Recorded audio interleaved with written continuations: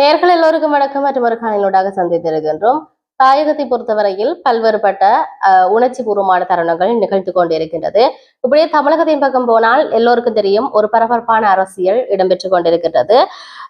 தமிழகத்தை பொறுத்தவரையில் தனி தமிழ் ஈழத்தை தமிழக அரசு ஆதரிக்க வேண்டும் என்று சொல்லி விசிக சட்டமன்ற குழு தலைவர் வன்னி அரசு தமிழக அரசிடம் வேண்டுகோள் விடுத்திருப்பதை நாங்கள் பார்க்கக்கூடியதாக இருக்கிறது. தமிழக சட்டப்பேரவையில உரையாற்றிய போதுதான் வன்னி அரசு இவ்வாறு குறிப்பிட்டிருக்கின்றது. இலங்கையில சிங்கள பௌத்த பேரினவாத அரசின் கீழ் இப்பொழுதும் ஈழத்தமிழ் மக்கள் இன்னல்களை அனுபவித்து வருகின்றார்கள். கால் நூற்றாண்டு காலம் ஈழத்தமிழ், அதாவது ஈழ தந்தை செல்வா காந்தியின் அகிம்சை வழியில ஈழத்தமிழ் போராட்டத்தை நடத்தி இருந்தார்கள். அவரை தொடர்ந்து பிரபாகரன் ஆயுதமேந்தி தமிழ் தேசிய போராட்டத்தை முன்னெடுத்திருந்தார். ஆனால் கடந்த 2009ஆம் ஆண்டு மே மாதம் இந்திய அரசுடன் உலக நாடுகள் சேர்ந்து தமிழ் ஈழ போராட்டத்தை முடக்கியிருந்தன. தமிழர்கள் இனப்படுகொலை செய்யப்பட்டார்கள். இதை யாரும் மறைக்க முடியாது, மறுக்கவும் முடியாது. ஈழத்தமிழர்களின் அரசியல் தேவைகள் நிறைவேற்ற இந்திய இலங்கை அரசு ஒப்பந்தம் ஒன்று கொண்டு வர வேண்டும் என்ற விடயத்தை சொல்லியிருக்கிறார்கள். ஆனால் அந்த ஒப்பந்தம் இன்றும் நடைமுறைப்படுத்தப்படாமலேயே இருக்கின்றது என்ற விடயம் இருக்கிறது.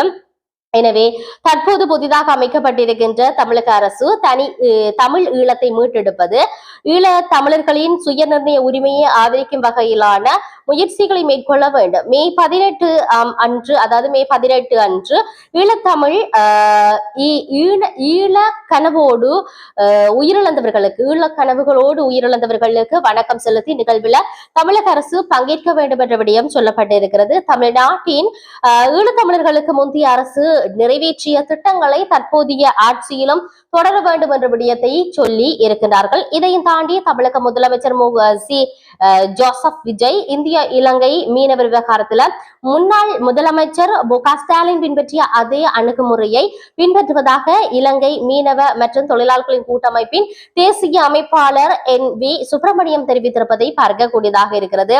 இந்திய இலங்கை மீனவர் பிரச்சினை தொடர்பில் விஜய் மத்திய அரசுக்கு கடிதம் எழுதியிருக்கின்ற இந்த நிலையில சுப்பிரமணியம் மேற்கொண்ட கருத்து வெளியாகி இருக்கின்றது. யாழ்ப்பாணத்துல நடைபெற்ற ஊடகவியலாளர் சந்திப்புல அவர் இந்த விடயத்தை சொல்லி இருக்கிறார். தமிழக மீனவர்களின் சட்டவிரோத மீன்பிடி நடவடிக்கையினால ஈழத்து மீனவர்களின் வாழ்வாதாரம் பாதிக்கப்படுவதாகவும் இது தொடர்பாக ஏற்கனவே நடத்தப்பட்ட 4 பேச்சுவார்த்தைகளும் தோல்வியில முடிந்தது என்ற விடயத்தை சுட்டிக்காட்டியிருக்கிறார்கள். இந்த நிலையில வெறும் கடிதங்களோடு நின்று விடாமல் தமிழக முதலமைச்சர் இரு நாட்டு மீனவர்களை நேரடியாக அழைத்து ஒரு புதிய பேச்சுவார்த்தைக்கு ஏற்பாடு செய்ய வேண்டிய தேவை இருக்கின்றது.